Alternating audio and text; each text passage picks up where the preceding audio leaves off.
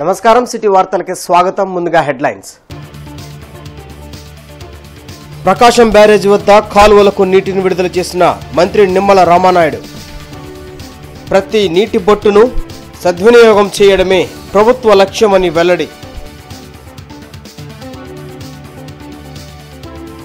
ప్రజా దర్బార్కు అనూహ్య స్పందన. రాష్ట్రం నలుమూల నుండి వస్తున్న ఫిర్యాదుదారులు వినతులు స్వీకరించి భరోసా ఇస్తున్న మంత్రి నారా లోకేష్.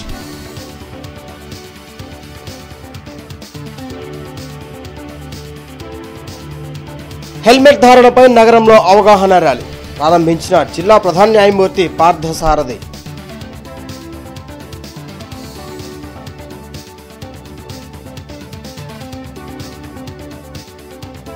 ప్రతిపాడు పిహెచ్సిని ఆకస్మికంగా తనిఖీ చేసిన ఎమ్మెల్యే రామాంజనేయులు. విధుల్లో నిర్లక్ష్యంగా వ్యవహరిస్తే చర్యలు తప్పవని హెచ్చరిక.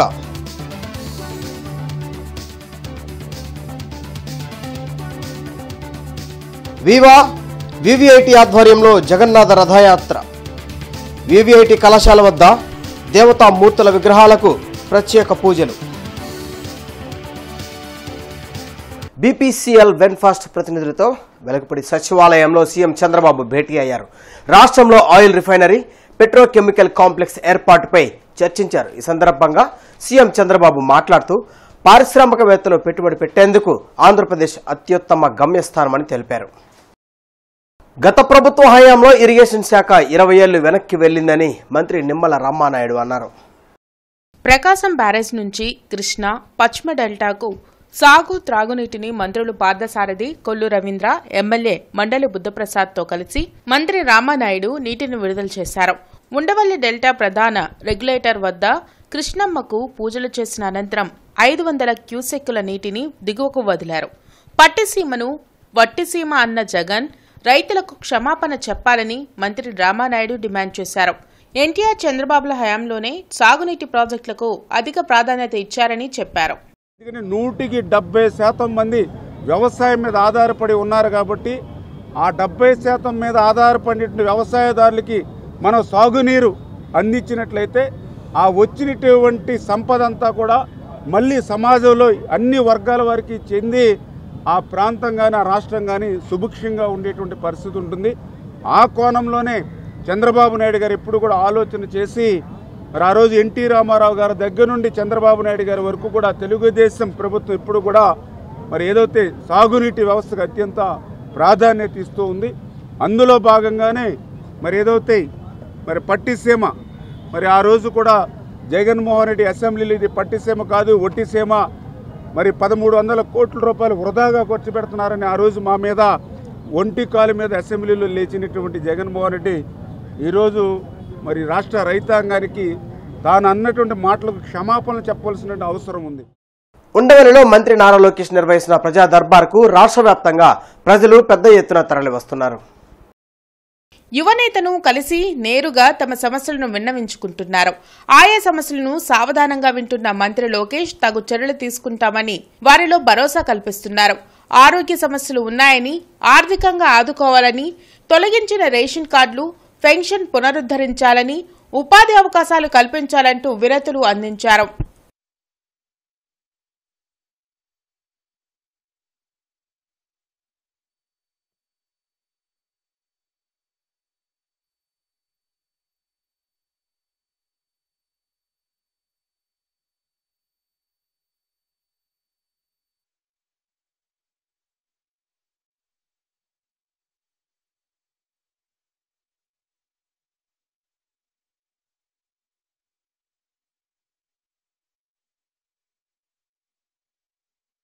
జాతీయ మత్స్యశాఖ దినోత్సవం సందర్భంగా మత్స్యకారులు అందరికీ వ్యవసాయ శాఖ మంత్రి అచ్చెన్నాయుడు శుభాకాంక్షలు తెలిపారు. ఈ సందర్భంగా అచ్చెన్నాయుడు మాట్లాడుతూ మత్స్యశాఖ దుస్థితి చూస్తే చాలా బాధ అనిపించిందని అన్నారు. తాను బాధ్యతలు తీసుకున్న తర్వాత మొదటిసారిగా రివ్యూ నిర్వహించానని తెలిపారు. అత్యంత సుదీర్ఘ సాగర తీరం ఉన్న రాష్ట్రం ఏపీ అని తెలిపారు. గత ప్రభుత్వ హయాంలో ఈ శాఖ ఉందా అనే విధంగా తయారు చేశారని మండిపడ్డారు. 4 హార్బర్లు ఉన్నాయని అందులో 2 పనిచేస్తున్నాయి, 2 పనిచేయటం లేదన్నారు. హార్బర్లు ఎక్కువగా ఉంటే మత్స్య సంపద అభివృద్ధి చెందుతుందని తెలిపారు. హార్బర్లు పూర్తిగా నిర్వీర్యమయ్యాయన్నారు. ఎక్స్పీరియన్స్ లేనటువంటి వ్యక్తి, ఆ వ్యక్తికి సింగిల్ ప్యాకేజ్ ఇచ్చి కాంట్రాక్టర్ అప్పచెప్పారు. ఆయన ఒక్కొక్కరికి సబ్ కాంట్రాక్టులు ఇచ్చి ఈ హార్బర్స్ పనులన్నింటినీ కూడా ఆటంకం చేశారు. ఇటువంటి పరిస్థితులన్నీ చూసిన తర్వాత చాలా బాధ, ఆవేదన కలుగుతుంది. చంద్రబాబు గారి నాయకత్వంలో రాష్ట్రంలో ప్రభుత్వం ఏర్పడింది. మేము గత 5 సంవత్సరాలు 14 నుంచి 19 వరకు ఈ రాష్ట్రంలో ప్రభుత్వం ఉన్నప్పుడు ఎన్నో స్కీమ్స్ పెట్టాం. అన్ని స్కీమ్స్ ఎత్తేసారు. ఈరోజు స్పష్టంగా ఆదేశాలు ఇచ్చాం. 2014-19 ఈ రాష్ట్రంలో మత్స్యకారులకి ఎటువంటి స్కీమ్స్ ఉండేయో అవన్నీ కూడా పునరుద్ధరించమని చెప్పి ఆదేశాలు ఇచ్చాం. రోడ్ సేఫ్టీ రూల్స్ పాటిస్తూ ప్రతి ఒక్కరూ వాహనాలు నడపాలని జిల్లా ప్రధాన న్యాయమూర్తి పార్థసారథి సూచించారు. ద్విచక్ర వాహనదారులు తప్పనిసరిగా హెల్మెట్ ధరించి వాహనాలు నడపాలంటూ గుంటూరులో అవగాహన ర్యాలీ జరిగింది. జిల్లా న్యాయ సేవాధికార సంస్థ ఆధ్వర్యంలో నిర్వహించిన ఈ ర్యాలీని జిల్లా ప్రధాన న్యాయమూర్తి పార్థసారథి ప్రారంభించారు. డిఎల్ఎస్ఏ లీలావతి, డిటిసి కరీంతో పాటు బార్ అసోసియేషన్ ప్రతినిధులు పాల్గొన్నారు. ప్రతి ఒక్కరూ రోడ్ సేఫ్టీ రూల్స్ పాటిస్తే ప్రమాదాలు జరగవని పార్థసారథి తెలిపారు. మైనర్లకు వాహనాలు ఇవ్వడం వల్ల చాలా మంది ప్రమాదాల్లో ప్రాణాలు కోల్పోతున్నారని, తల్లిదండ్రులు తగు జాగ్రత్తలు తీసుకోవాలని కోరారు. పేద మధ్యతరగతి కుటుంబాల్లో కానీ ఒక వ్యక్తి చనిపోతే ఆ కుటుంబానికి జరిగే ఇబ్బందులు చాలా ఎక్కువగా ఉంటాయి. కొన్నిసార్లు రోడ్లు పాలయ్యే కుటుంబాలు కూడా ఉన్నాయి. ఇలాగే యాక్సిడెంట్లు చేసేవారి వల్ల కూడా వాళ్ళు జాగ్రత్తగా ఉన్న రోడ్డు మీద నడిచెళ్ళే వ్యక్తులకు కూడా ప్రమాదాలు జరుగుతున్నాయి. అలాంటివి కూడా నా కళ్ళతో నేను కొన్ని చూశాను. అందుకని సాధ్యమైనంత వరకు రోడ్డు ప్రమాదాలు నివారణ చేయాలి. అందుకని బండి నడిపేవాళ్ళు ఎక్కువ మంది కూడా ఏంటంటే నిర్లక్ష్యంగా నడుపుతున్నారు. చిన్నపిల్లల చేత బళ్ళు నడిపిస్తున్నారు. అది చాలా గొప్పగా కనబడుతుంది. ఆ పిల్లలు నడుపుతుంటే వెనకాల కొంతమంది తండ్రులను కూడా చూశాను. వాళ్ళ కళ్ళల్లో ఆనందం కనబడుతుంది. కానీ ఆనందం తర్వాత విషాదం కాకూడదు. వాళ్ళకే కాదు, వాళ్ళ కుటుంబ సభ్యులకు కూడా కాదు, ఎదుటి కుటుంబాలకు కూడా హాని జరగకూడదు. పెద్దవాళ్ళు జాగ్రత్తగా ఉంటారు. కానీ పిల్లవాళ్ళు అంటే స్పీడ్గా వెళ్ళడం వల్ల వాళ్ళు ప్రమాదాలు తెచ్చుకుంటున్నారు. అందుకని హెల్మెట్ కంపల్సరీగా పెట్టుకుని వెళ్ళాలి. మన వ్యక్తిగతంగా మనమే ఒక నిర్ణయం తీసుకుని ముందుకు వెళ్ళాలని కోరుకుంటున్నాం. ప్రతిపాడులోని పిహెచ్సి వైద్యశాలను ప్రతిపాడు ఎమ్మెల్యే బూర్ల రామాంజనేయులు ఆకస్మికంగా తనిఖీ చేసి వైద్యులపై ఫైర్ అయ్యారు. గుంటూరు జిల్లా పత్తిపాడులోని సిహెచ్సి వైద్యశాలను పత్తిపాడు ఎమ్మెల్యే డాక్టర్ బూర్ల రామాంజనేయులు ఆకస్మికంగా తనిఖీలు నిర్వహించారు. విధుల్లో నిర్లక్ష్యం ప్రదర్శించే వైద్యులపై ఆగ్రహం వ్యక్తం చేశారు. ఇంకా వైసీపీ పాలనలోలాగా పనిచేద్దామంటే కుదరదు, ప్రజలకు కంపల్సరీగా అందుబాటులో ఉండాల్సిందేనని అన్నారు. విధుల్లో అలసత్వం వహిస్తే శాఖాపరమైన చర్యలు తప్పవంటూ ఆగ్రహం వ్యక్తం చేశారు.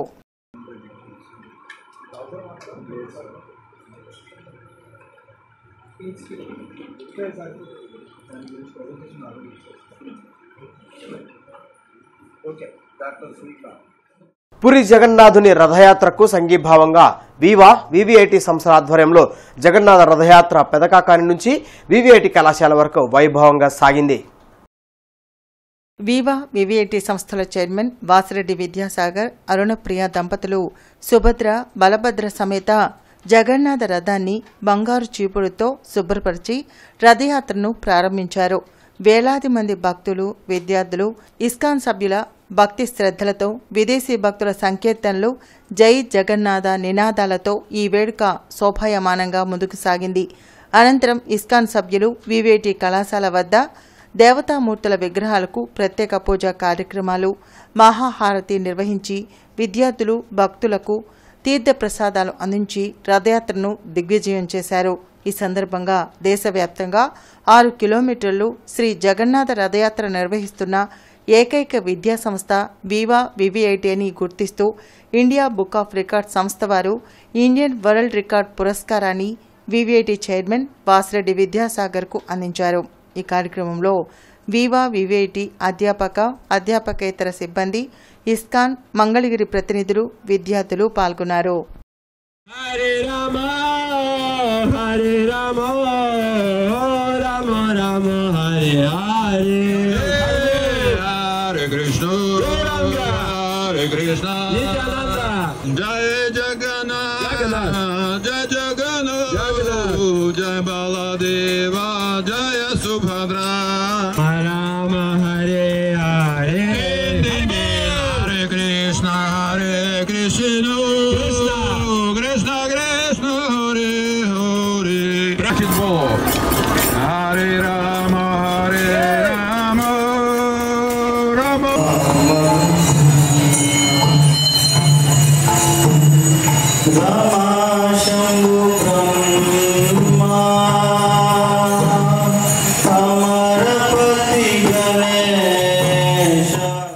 కేంద్రం కొత్తగా తెచ్చిన క్రిమినల్ చట్టాలను వ్యతిరేకిస్తూ సిఐటియు ఆందోళన చేపట్టింది. జిల్లా కలెక్టర్ కార్యాలయం వద్ద చేపట్టిన ధర్నాలో ట్రేడ్ యూనియన్ నాయకులు పాల్గొని నిరసన తెలిపారు. కేంద్ర ప్రభుత్వం తెచ్చిన కొత్త చట్టాల్లో అసంఘటిత కార్మికులకు ఇబ్బంది కలిగించే సెక్షన్లను తొలగించాలని డిమాండ్ చేశారు. డ్రైవర్లకు 10 సంవత్సరాలు జైలు శిక్ష, 10 లక్షల రూపాయల జరిమానా విధించాలని, కేంద్ర ప్రభుత్వం తెచ్చిన కొత్త చట్టంలోని సెషన్ 106 అండర్ సెషన్ 1(2)లను రద్దు చేయాలని డిమాండ్ చేశారు. భారీగా పెంచిన పెనాల్టీలు, ఫీజుల పెంపుకు జైలు శిక్షలు విధించే విధంగా రాష్ట్ర ప్రభుత్వం తెచ్చిన జీవో నంబర్ 21ని రద్దు చేయాలన్నారు. కార్యక్రమంలో K Srinivasarao, P Muthyalarao, Radha, SK Saleem, B Satyanarayana, Deepti Manoja, Deevenarao తదితరులు పాల్గొన్నారు. ప్రధానంగా బీజేపీ మూడోసారి అధికారంలోకి వచ్చిన తర్వాత చట్టాలను మార్పు చేయడం జరుగుతాయండి. ప్రధానంగా ప్రావిడెంట్ ఫండ్కి సంబంధించి గతంలో 5% నుంచి 25%గా ఉన్నటువంటి యజమానుల మీద పెనాల్టీ వేసే చట్టాన్ని ఈరోజు 1% నుంచి 5%కి సవరణ చేయడం జరిగింది. అంటే భవిష్యత్తులో ఏ యజమాని కూడా ప్రావిడెంట్ ఫండ్ కట్టే అవకాశం లేకుండా పోతా ఉంది. అదేవిధంగా లేబర్ కోడ్లకు సంబంధించి, కార్మిక చట్టాలకు సంబంధించి 54 లేబర్ కోడ్లుగా మార్చిన నేపథ్యం మనం అందరూ చూస్తా ఉన్నాం. గతంలో కార్మిక కోడ్లు పార్లమెంట్లో ఆమోదం చేసింది, కానీ ఇంప్లిమెంట్ ఇంతవరకు కాలేదు. ఈ కార్మిక కోడ్లు కనుక అమల్లోకి వస్తే మొత్తం కార్మిక హక్కులను కాలు రాస్తారు. రాబోయే కాలంలో కనీసం సమస్యల మీద మాట్లాడడం, అడగటం, ప్రశ్నించడం, సమ్మెలు కూడా చేయలేని పద్ధతిలో ఈ కార్మిక కోడ్లు తీసుకొచ్చింది. పని గంటలు పెంచే ప్రమాదం ఉంది. కనీస వేతనాలు అమలు కావట్లేదు. అందుకని ఈ కార్మిక కోడ్లు రద్దు చేయాలని చెప్పేసి కోరికల దినం సందర్భంగా డిమాండ్ చేస్తా ఉన్నాం. ప్రభుత్వ వైద్య విద్యను వ్యాపారంగా మార్చిన జీవో నెంబర్ 107, 108లను రాష్ట్ర ప్రభుత్వం రద్దు చేయాలని మెడికోస్ పేరెంట్స్ అసోసియేషన్ అధ్యక్షులు డాక్టర్ ఆల వెంకటేశ్వరరావు డిమాండ్ చేశారు. బ్రాడీపేటలో డాక్టర్ ఆల వెంకటేశ్వరరావు మీడియాతో మాట్లాడుతూ జీవో నెంబర్ 107, 108ను రద్దు చేయాలని తాము హైకోర్టులో పిటిషన్ దాఖలు చేసినట్లు చెప్పారు. కొత్తగా ఏర్పాటు చేసిన ప్రభుత్వ వైద్య కళాశాలల్లో 50%లో 35% సెల్ఫ్ ఫైనాన్స్ సీట్లు, 15% ఎన్ఆర్ఐ కోటా కింద సీట్లను కేటాయిస్తూ గత ప్రభుత్వం జీవో విడుదల చేసినట్లు చెప్పారు. ప్రభుత్వ వైద్య కళాశాలల్లో ఇలాంటి వ్యాపారం చేయడం సరికాదన్నారు. ప్రభుత్వం కట్టిన వైద్య కళాశాలలో 50% సీట్లను అమ్ముకుంటూ పాత ప్రభుత్వం ఇచ్చిన జీవోను కొత్త ప్రభుత్వం వెనక్కి తీసుకోవాలని డిమాండ్ చేశారు. కార్యక్రమంలో డాక్టర్ సేవాకుమార్, హైకోర్టు న్యాయవాది ఠాకూర్ యాదవ్, సుబ్రహ్మణ్యం, చంద్రశేఖర్ తదితరులు పాల్గొన్నారు. గత సంవత్సరం మన రాష్ట్ర ప్రభుత్వం ఈ కొత్త జీవోలు తీసుకొచ్చింది. కొత్తగా ఏర్పాటు చేసినటువంటి మెడికల్ కాలేజీల్లో 50% పాత పద్ధతిలోనే కన్వీనర్ కోటాలను, మిగిలిన 50%లో 35% సెల్ఫ్ ఫైనాన్స్ సీట్లని, మరొక 15% ఎన్ఆర్ఐ కేటగిరీ సీట్లు అనేది పెట్టారు. ఆ సెల్ఫ్ ఫైనాన్స్ సీట్లకు వచ్చేసి సంవత్సరానికి 12 లక్షలు ఫీజు పెట్టారు. అది 5 సంవత్సరాలకి 60 లక్షల రూపాయలు అవుతుంది. అట్లానే ఎన్ఆర్ఐ సీట్లు వచ్చేసి సంవత్సరానికి 20 లక్షల ఫీజు కట్టాలి, 5 సంవత్సరాలకి ₹1 కోటి అవుతుంది. ఇది ప్రభుత్వ మెడికల్ కాలేజీలు ఈ విధమైనటువంటి వ్యాపారం చేయటం అనేది సమర్థనీయం కాదు. ఇవాళ ప్రభుత్వ స్థలాల్లో ప్రభుత్వం చేసిన ఇన్వెస్ట్మెంట్ తోటి, ప్రజలు కట్టిన పన్నులతోటి వీళ్ళు చేస్తూ మళ్ళీ ఈ విధంగా ప్రైవేట్ కాలేజీలు ఏ విధమైనటువంటి వ్యాపారం చేస్తున్నాయో అదే విధమైనటువంటి వ్యాపారం చేస్తున్నాం అనేది ప్రభుత్వానికి అది సమంజసం. ఈ జీవోస్ ఏం చెప్తున్నాయంటేనండి, 2023-24 నుంచి వచ్చే అన్ని కాలేజీల్లోనూ 50% సీట్స్ మేనేజ్మెంట్కి అని చెప్పారు. మన ముందట ఉన్న ప్రమాదం చాలా చిన్నది, కానీ భవిష్యత్తు తరాల కోసం చూసుకుంటే ఒక ప్రభుత్వం బ్లాంకెట్గా అన్ని కాలేజీల్లో వచ్చే సీట్లు, అన్ని సీట్లు 50% ఇవ్వటం అనేది చట్టబద్ధమైంది కాదు. ఎందుకు చట్టబద్ధమైంది కాదు అని చెప్పి నేను అంటున్నానంటేనండి, మేనేజ్మెంట్ సీట్స్ ఉండొచ్చా, సెల్ఫ్ ఫైనాన్స్ కోర్స్ ఉండొచ్చా, ఎన్ఆర్ఐ కోటాస్ ఉండొచ్చా అంటే ఉండకూడదని చెప్పి మేము అంటలేదండి. పేరెంట్స్ అసోసియేషన్గా మేము చెప్తుంది ఏంటంటే ఉండొచ్చు, 100% ఉండొచ్చు. ప్రభుత్వ కాలేజీల్లో ఉండకూడదు అనేదే మా ఉద్దేశం. ఎన్టీఆర్ ప్రతిభా పురస్కారాల ప్రధాన కార్యక్రమాన్ని ఈ నెల 13వ తేదీన నిర్వహించనున్నట్లు program committee chairman Potturi Rangarao తెలిపారు. అరండలపేటలో రంగారావు కళా దర్బార్ ఆధ్వర్యంలో వెంకటేశ్వర విజ్ఞాన మందిరంలో జరగనున్న కార్యక్రమంలో ఉమ్మడి జిల్లాలో గెలిచిన ఎమ్మెల్యేలకు ప్రతిభా పురస్కారాలను పంపిణీ చేయనున్నట్లు తెలిపారు. కార్యక్రమంలో నందమూరి వారసులు నందమూరి రామకృష్ణతో పాటు ముఖ్య నాయకులు పాల్గొననున్నట్లు తెలిపారు. ఎన్టీఆర్ 101వ జయంతి సందర్భంగా జరగనున్న కార్యక్రమం సినీ సంగీత విభావరితో ప్రారంభం కానున్నట్లు చెప్పారు. కార్యక్రమంలో పంచమర్తి కల్పన, భావని, బి చంద్రబాబు, ధర్మనారాయణ సింగ్, కె బాబురావు తదితరులు పాల్గొన్నారు. 5 ఏళ్ల తర్వాత మొదటిసారిగా ఎన్డీఏ కూటమి అభ్యర్థులంతా అత్యధిక మెజారిటీతో విజయం సాధించిన సందర్భంగా ఎన్టీఆర్ గారి 101వ శత జయంతి వేడుకలు మామూలుగా మే 28న చేయాలి, ఎలక్షన్ల కారణంగా మార్చుకొని ఈ జూలై 13న గుంటూరు వెంకటేశ్వర విజ్ఞాన మందిరంలో అత్యంత వైభవంగా జరుపుతున్నాము ఆ కార్యక్రమం. ఈ కార్యక్రమానికి ముఖ్య అతిథిగా నందమూరి వారసులైన నందమూరి రామకృష్ణ గారు ఇచ్చేస్తున్నారు. ఎన్టీఆర్ గారి తనయులు, అలాగే జనార్దన్ గారు, పాలిటీ బ్యూరో సభ్యులు, అలాగే పాతూరు నాగభూషణం గారు, ఎంతోమంది ప్రముఖులు ఈ కార్యక్రమానికి విచ్చేస్తున్నారు. ఇటీవల గెలిచిన ఎమ్మెల్యేలందరూ ఉభయ గుంటూరు జిల్లా అంటే పాత గుంటూరు జిల్లా పల్నాడు, బాపట్ల, గుంటూరు కలిపి దాదాపు 20 మంది ఎమ్మెల్యేలని ఆ రోజు సత్కరిస్తాము. పేద బ్రాహ్మణ విద్యార్థులకు ఉపకార వేతనాల పంపిణీ కార్యక్రమాన్ని సెప్టెంబర్ 1వ తేదీన నిర్వహించనున్నట్లు బ్రాహ్మణ సేవా సమితి ప్రెసిడెంట్ లక్ష్మీపతి తెలిపారు. బ్రాడీపేటలోని బ్రాహ్మణ సేవా సమితి కార్యాలయంలో లక్ష్మీపతి మీడియాతో మాట్లాడుతూ స్కాలర్షిప్లు పొందే విద్యార్థుల నుండి ఆగస్టు 17వ తేదీ వరకు దరఖాస్తులు స్వీకరించనున్నట్లు తెలిపారు. పేద బ్రాహ్మణ విద్యార్థులకు చేయూతనిచ్చేందుకు ఈ కార్యక్రమాన్ని నిర్వహిస్తున్నట్లు తెలిపారు. ₹1,00,000తో ప్రారంభించిన స్కాలర్షిప్ల పంపిణీ కార్యక్రమంలో 15 లక్షల రూపాయల స్కాలర్షిప్ను పంపిణీ చేయనున్నట్లు చెప్పారు. బ్రాహ్మణ సేవా సమితి ఇచ్చే స్కాలర్షిప్లను వినియోగించుకొని పేద బ్రాహ్మణ విద్యార్థులు ఉన్నత శిఖరాలను అధిరోహించాలని కోరారు. పేద బ్రాహ్మణ విద్యార్థులకు సహాయాన్ని అందించేందుకు దాతలు ముందుకు రావాలని కోరారు. కార్యక్రమంలో తుళ్లూరు ప్రకాష్, బాలకృష్ణ, సంజీవరావు, వినోద్ కిరణ్, మంగాదేవి తదితరులు పాల్గొన్నారు. బ్రాహ్మణ సేవా సమితి గుంటూరు ఆధ్వర్యంలో ప్రతి సంవత్సరం కూడా పేద బ్రాహ్మణ విద్యార్థులకి వాళ్ళకి ఉపకార వేతనాలు అనేది జరుగుతుంది, స్కాలర్షిప్స్. దాంతో అనవాయితీగానే ఈ సంవత్సరం కూడా ఆ కార్యక్రమం సెప్టెంబర్ 30వ తేదీ ఉంటుంది, ఆదివారం నాడు. మరి ఇది మొట్టమొదటిలో ₹1,00,000తో మొదలుపెట్టి సుమారుగా ఇప్పుడు 15 లక్షల రూపాయలు దాకా ఇస్తున్నాము. అన్ని రకాల విద్యార్థులకి, బ్రాహ్మణ పేద విద్యార్థులు, బాగా చదువుకునే వాళ్ళకి, వాళ్ళు మెడిసిన్ చదవచ్చు, ఇంజనీరింగ్ చదవచ్చు, మామూలు గ్రాడ్యుయేట్ కావచ్చు, ఇంటర్మీడియట్ కావచ్చు, వాళ్ళందరికీ. ఈ మధ్య అయితే సైన్స్ డిప్లొమా కూడా, మ్యూజిక్ డిప్లొమా అమ్మాయి కూడా, గాయత్రి అమ్మాయి కూడా మేము ఇవ్వడం జరిగింది. ఇప్పుడు సందేశాత్మక చిత్రాలను ప్రజలు ఎప్పటికీ ఆదరిస్తూనే ఉంటారని ఎమ్మెల్యే నజీర్ అహ్మద్ అన్నారు. హీరో కమల్ హాసన్ నటించిన భారతీయుడు పార్ట్ 2 సినిమా ఈ నెల 12వ తేదీన విడుదల సందర్భంగా నాజ్ థియేటర్లో ఏర్పాటు చేసిన మీడియా సమావేశంలో ఎమ్మెల్యే నజీర్ అహ్మద్ మాట్లాడారు. కమల్ హాసన్ ప్రపంచ నటుడిగా గుర్తింపు పొందిన వ్యక్తి అని, సమాజానికి మంచి సందేశాన్ని అందించే సినిమాల్లో నటించడంలో కమల్ హాసన్ కు విభిన్నమైన చరిత్ర ఉందన్నారు.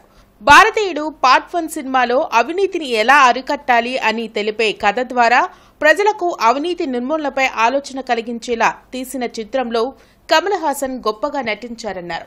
భారతీయుడు పార్ట్ 2 సినిమాలో టెక్నాలజీని వినియోగించుకొని మోసాలకు పాల్పడుతున్న వారి ఆటలను కట్టించేలా తెరకెక్కిన సినిమాలో మళ్లీ హీరోగా నటించడం అభినందనీయమన్నారు. సమాజానికి మంచి చేసే ఇలాంటి సినిమాలను ప్రజలు ఆదరించాలని కోరారు.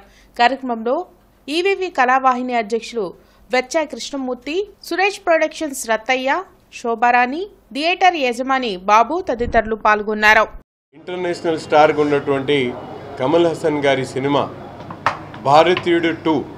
కమల్ హాసన్ గారు కేవలం రాష్ట్ర స్థాయి కాదు, లేకపోతే సౌత్ ఇండియా కాదు, ఇండియా కాదు, ఇంటర్నేషనల్ స్టార్గా ఆయన గురించి మనందరం కూడా చెప్పుకోవాల్సినటువంటి అవసరం ఉంది.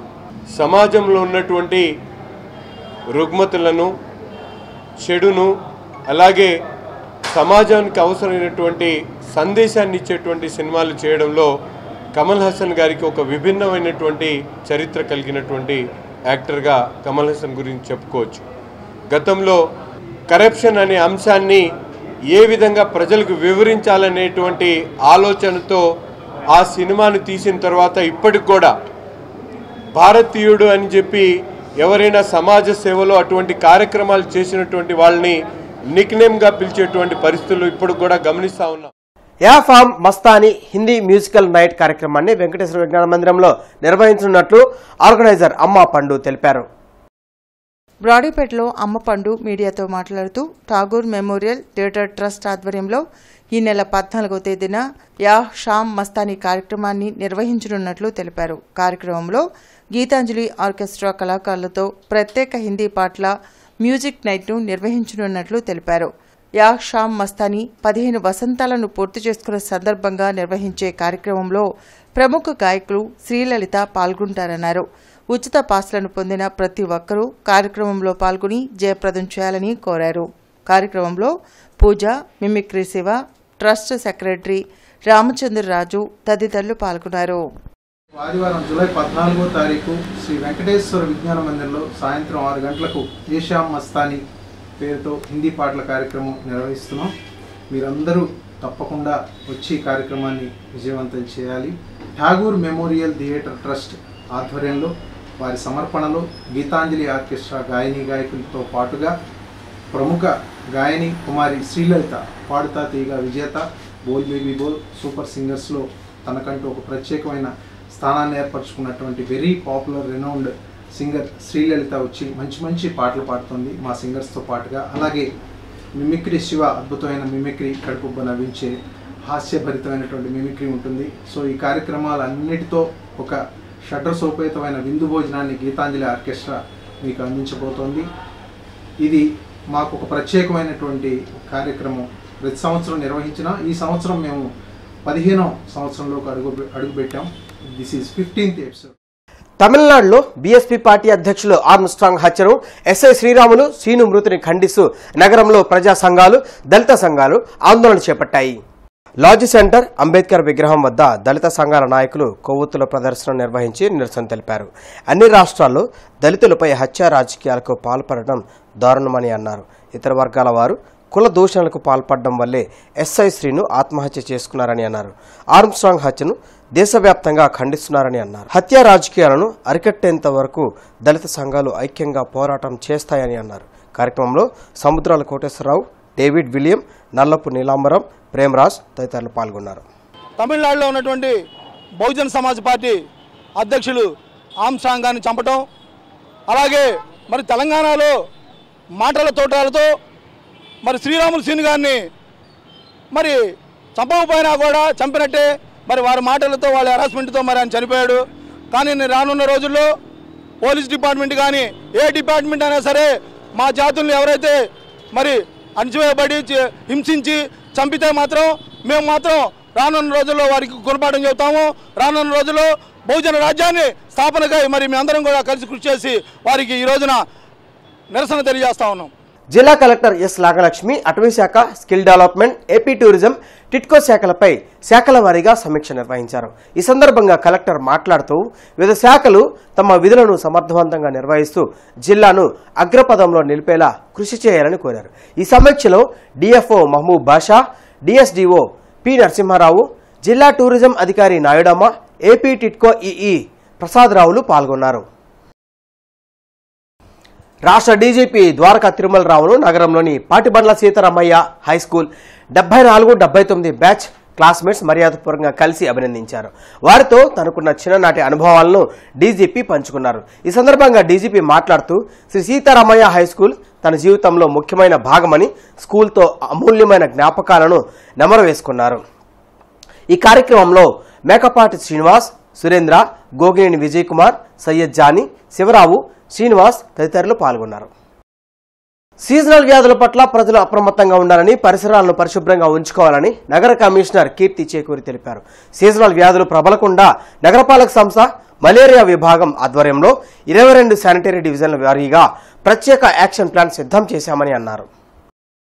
గుజ్జనగుల్ల పార్క్ను ఎమ్మెల్యే గల్లా మాధవి పరిశీలించి పార్కు పరిసరాలను పరిశుభ్రంగా ఉండేలా చర్యలు తీసుకోవాలని అధికారులను ఆదేశించారు. ఈ సందర్భంగా పార్కులోని కొన్ని సమస్యలను ఎమ్మెల్యే గల్లా మాధవి దృష్టికి తెచ్చారు. ఈ సందర్భంగా ఆమె మాట్లాడుతూ నగరవాసులకు ఆహ్లాదాన్ని పంచే పార్కుల్లో అవసరమైన మౌలిక సదుపాయాలను కల్పించేందుకు చర్యలు తీసుకోవాలని అధికారులను ఆదేశించారు. పార్కులో విద్యుత్ ట్రాన్స్ఫార్మర్పై ఆమె స్పందిస్తూ విద్యుత్ అధికారులతో మాట్లాడి సమస్యను పరిష్కరిస్తారని హామీ ఇచ్చారు. సీఎం చంద్రబాబు ఉచిత ఇసుక విధానం ప్రవేశపెట్టడంతో భవన నిర్మాణ కార్మికులు హర్షం వ్యక్తం చేస్తూ సంబరాలు జరుపుకున్నారు. రాష్ట్ర ముఖ్యమంత్రి నారా చంద్రబాబు నాయుడు ఉచిత ఇసుక ప్రవేశపెట్టడం వల్ల 3వ డివిజన్ పాత గుంటూరు పార్క్ సెంటర్ కాపు కళ్యాణ మండపం వద్ద భవన నిర్మాణ కార్మికుల కేక్ కటింగ్ కార్యక్రమానికి ముఖ్య అతిథులుగా తూర్పు ఎమ్మెల్యే మహమ్మద్ నసీర్, గుంటూరు జిల్లా జనసేన అధ్యక్షులు గాదే వెంకటేశ్వర్లు పాల్గొన్నారు. ఈ సందర్భంగా కేక్ కట్ చేసి పంచుకున్నారు.